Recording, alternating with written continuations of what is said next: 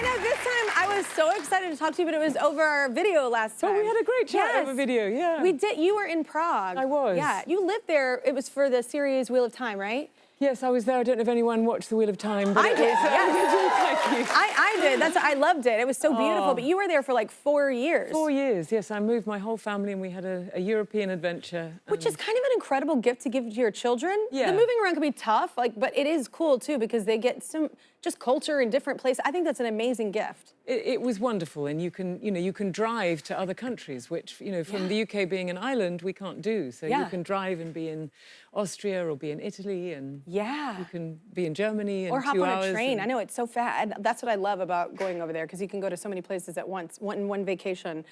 You were working, but I do like to. Do you like to do that when you work? You like to vacation where you are too?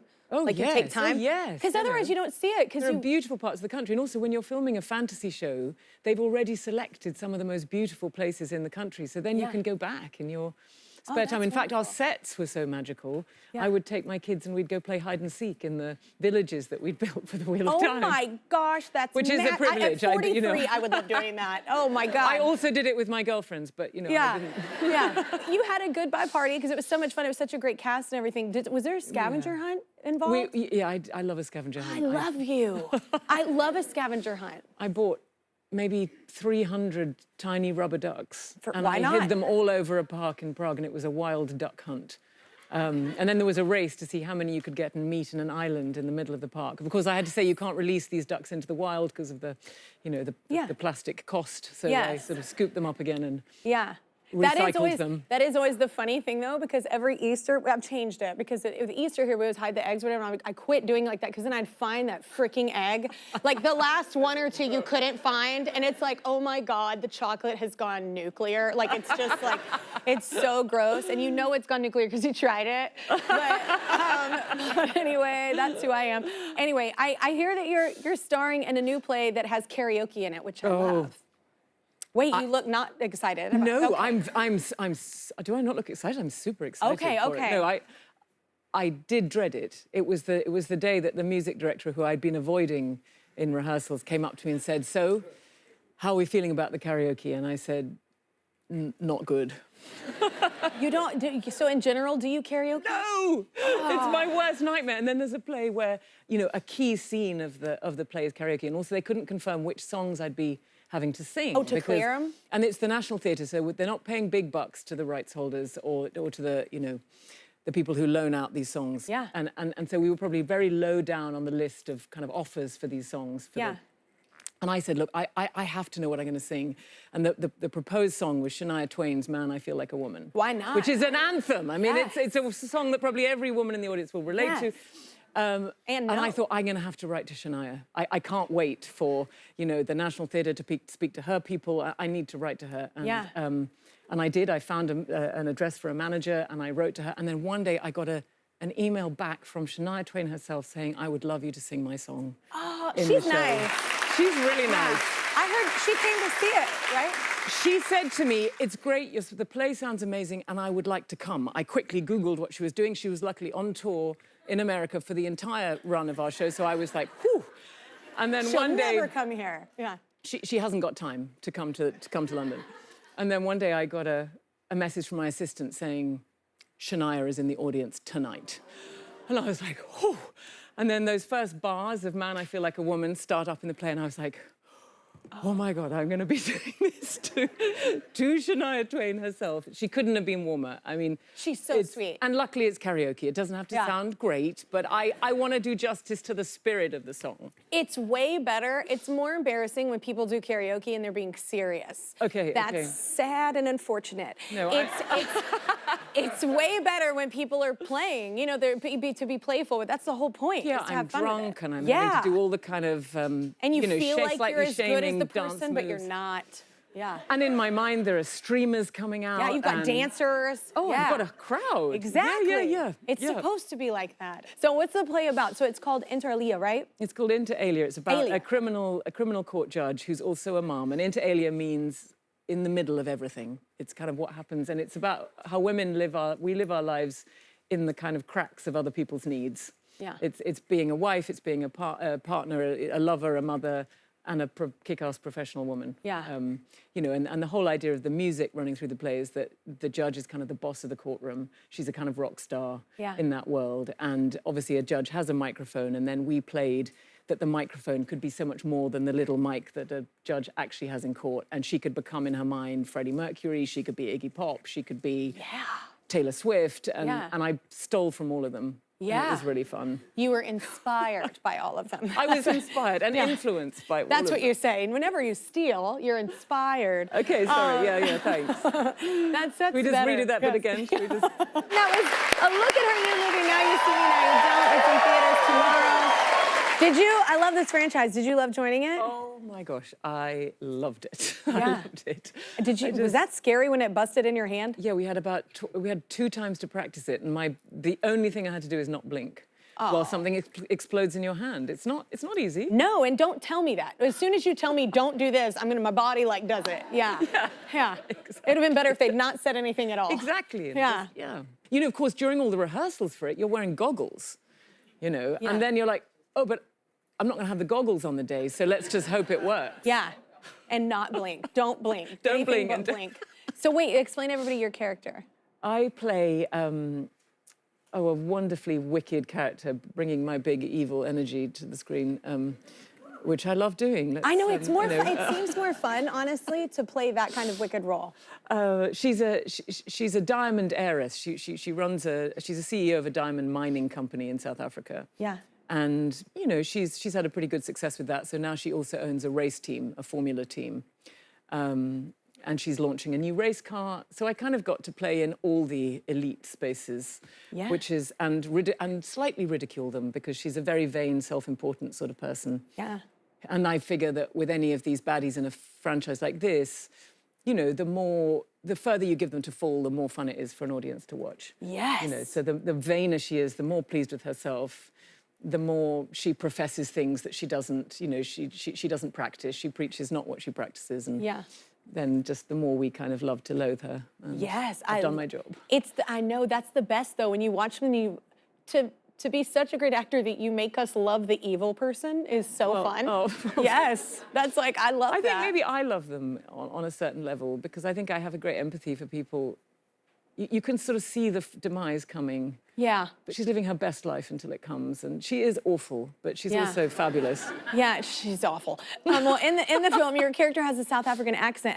That's hard. I feel like it's hard but fun. Okay, because in English everything sounds, you know, kind of icy, and that's good. That can be useful. But when you go South African, it's like it's naughty, and it's just more fun. Yeah. And you say it's a pleasure, and it just sounds so delicious. Yeah. Well, when you do it, if I tried it, it'd sound real weird. Yeah. Yeah. I just feel like that's a hard accent. Like, I've been there, and I'm like, it feels like an amalgamation of different accents to me for some reason. Well, I think it is. You know, there's an influence there from the Dutch, and there's Afrikaans, which is its own language spoken there. And I specifically made her an English-speaking South African, but I modelled it on a woman I met. And when I first spoke to her on the phone, I was in LA, and she said, "Oh, how divine to be in LA." And I just thought, oh, how divine to be in LA. And I just felt, yes, that's what I want to be. And to use the word divine so casually. Well, they do that. Okay. They do that in South Africa. All these words. I don't think I've ever said divine.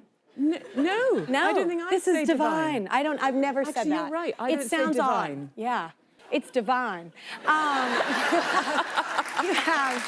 You have another film. You're so busy. You have all these things to work on. So it's called Hallow Road. So what's it about?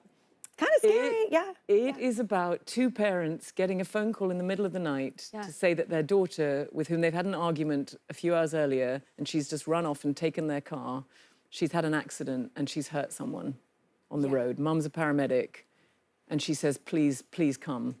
And we set off to meet her. She's called the ambulance services herself, but we go out to see what the problem is, and it's just the journey that it takes for us to get there. Yeah. And we never cut to her side of the story. It's just in the kind of nightmarish biosphere of the parents' minds. Yeah. And we go, and as we go, all kinds of other things happen, and we only hear them. And you know how sometimes things are more scary in your imagination than reality? For sure. And it's Halloween night. It's set on the 31st of October. Yeah. She's in a forest. No, this is the part that you lose me. Yeah, I'm like, why? Like she was in a fort. It's like, oh, I don't want to Why say did what she happens, go there? but Well, it's that's like, our question too. But I'm like, why? You said you were Why are driving you back to there? university. Why were you there? Yeah. Exactly. It's not the route. It's off route. That's That's more frightening to me. The unknown. Yeah. Like you said, you build it up in your imagination, like what's going on. And I and playing the paramedic, I take my daughter through, well, some CPR once I've persuaded her to go out and investigate the victim. Yeah. But in order to train to be a paramedic, I went out with the London Ambulance Service. This is I think it's so cool about being an actor. At doing this job, y'all get to do all these really cool life skills and train with these professionals. That's so cool. And then I was taking a cab to the first night I was training with them, and the cab driver said, "What are you doing?" And I said, "I'm going to train with the London Ambulance Service." And he said, "You are an amazing person. I think that's so. I'm so full of respect for someone who can change their life at your age and retrain." And I was in one level like so grateful to be considered a good person, and also so ashamed that. You know, and then he tried to let me not pay for the fare, and I was like, no, I can't, because I was also kind of in character, so anyway, I felt so ashamed. You're gonna like act like you're helping people. That's cool too. It's awful. And then I did. Oh my God, on that night I went out and they didn't have enough I heard, because I was like, how did they not know it was you? I had to give someone gas and air. Yeah. And I was like, okay, breathe in and out. And you're doing really well. I was like, I really hope this guy doesn't look up. If I was in pain and like you showed up, I don't know that I'd be happy, because I'd want like an actual doctor. Of course you would. I'd be like, I love you, but please go away right now. Rosamund has had many great roles in many great movies, but which of those roles and movies stuck out the most for Rosamund? Well, it's time to find out. This is Celebrity Superlatives. Celebrity Superlatives. The jingles on this show, we just don't get enough credit for how amazing they are. Okay, first, this is the weirdest prep you did for a role. What's the oddest thing you had to do? Oh, that's easy. I mean, that's easy. That's when I made out with a Dora the Explorer doll that I'd bought in CVS because I wanted to practice Desi's death scene in Gone Girl. And, you know... Please tell me someone walked in, like, while you were... No, I mean, I was living in a house in LA, and I didn't quite realize at that point how stacked the houses are in the Hollywood Hills. Yeah. And I thought I had a private yard, so I could... she wasn't tall enough, Dora, to be Neil Patrick Harris, so I had to tape her to a stake, like a long kind of piece of wood, to make her Neil Patrick Harris size. And then I was, like, making out with her and... you know, doing all the stuff, and then I got a box cutter out and, you know, practiced the moves. It was complex, it was technical, and I approached it like a fight scene. I really and then I hope realized the that I neighbors... was being looked at by people having breakfast in their houses whose decks overlooked mine. And you're making out with a Dora doll? I mean, it's about as weird as it gets, really. Or incredible. They will never but maybe forget that in breakfast. LA, maybe that's kind of normal. Maybe just weird goes on all the time. You know what? That's kind of like New York. Who knows what the hell I'll see walking home? Right. Yeah, you know what I'm saying? It's crazy. It's different every day. It's insane. But that's what makes life so fun. So next is the biggest dare you took from a co-star. That would probably be... Are we in high school? I like that I just asked you about a dare. No, I think you've got the measure of actors right. I think it was getting a letter from someone when I was doing a play in London, a kind of fan letter at stage door asking me for dinner. And I said, can you believe it? I've got a letter for someone asking me for dinner. And Judi Dench said, oh, Rosie. She said, you must go. And I said, are you joking? I said, Judi, I might be murdered. She said, no, he sounds very, very nice. And I said, well, where should I go? So she sent me across the road to somewhere near the theatre where I could went? I went. I love that. But when Judi Dench tells you to do something, you do it. You do it. She's got a commanding presence. Yeah, you do. You do it. You do. She's the queen. She's a dame. Yeah. And it gave me a good story years later on a talk show. How did it go? She probably knew that, you know. She probably knew that. She thought this will be a good story. Was the dinner odd? Well, the first thing he said to me is, if you've Googled me and read the story about the body that washed up on the beach near my house. Nope. You're messing with me. That's not what he said. He did say that. No, I thought you were being funny. Do not say yes to dinner with a stranger, no matter if Judi Dench tells you to. She wanted you to be a Dayline special. Okay, that is horrible. Okay, the most embarrassing moment on set or stage.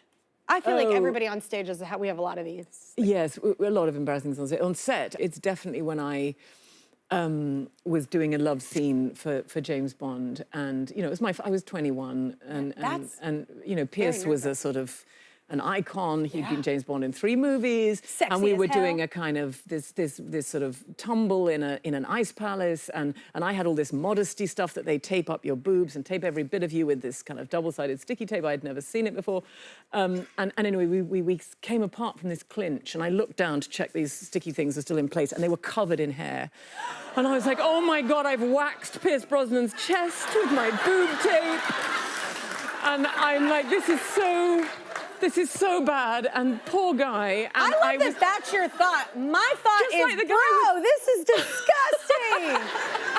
Keep your chest hair to yourself. And then it wasn't his chest hair, it was the furry rugs that we were, and to be humane, you know, they were fake fur. And I thought that I was just getting more and more covered in Pierce's chest hair. And meanwhile, Which if we were doing the movie now, he wouldn't have, would he? Which is so funny because it kind of feels like he's probably making out with a dude. You've got all this chest hair on you. He's trying to be turned on. That's My amazing. peach fuzz was looking really great. Oh. Yeah. All right, well, that was Celebrity Superlatives. Let's hear it for Rosamund Pike. Give it up for her.